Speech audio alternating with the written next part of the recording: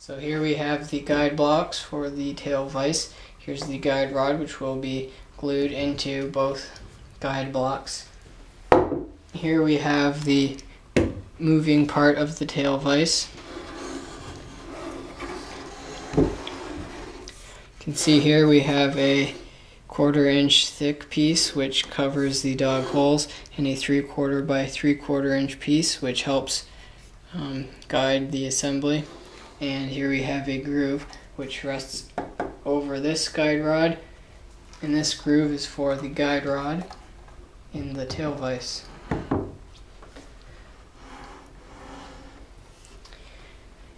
Here we have the screw for the tail vise.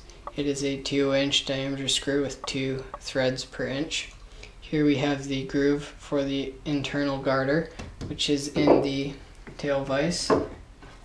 And you can see inside the hole, the garter protrudes and catches the groove in the screw. That garter allows the vise to be pulled backwards with the screw. Here is the garter for the screw. It has a cutout in which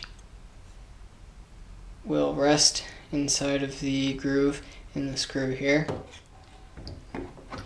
Because when the screw is inserted into the vise, the ridge of this hub puts pressure against the vise and pulls it forward, but when you unscrew it, you use the garter to catch this groove to pull the whole vise back with the screw. You can see here on the tail vise we have the dovetails. Here we have a through dovetail, and on the front we have a half blind dovetail. As well as on the guide block there is a dovetail here which keeps the guide rod from coming out in this direction.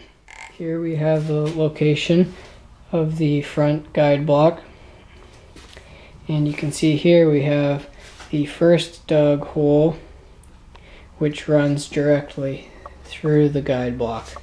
You can see from underneath the notch that's taken out.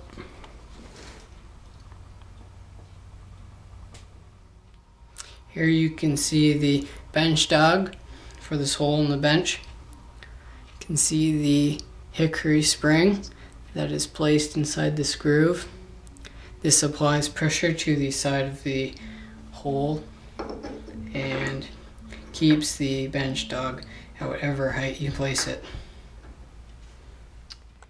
So underneath the vise you can see the notch where the 3/4 by 3/4 inch piece rides, and here is the hole where the tail vise guide rod slides. And here you can see the notch in the tail vise that rides over top of the guide rod.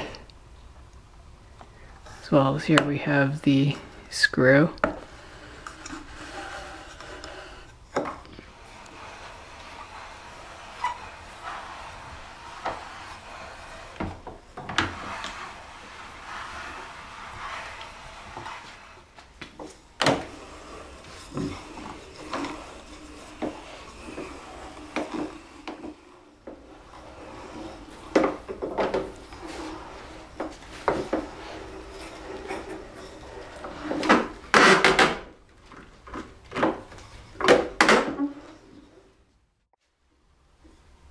So here I have my bench top. It's basically finished. All I have to do is finish flattening it.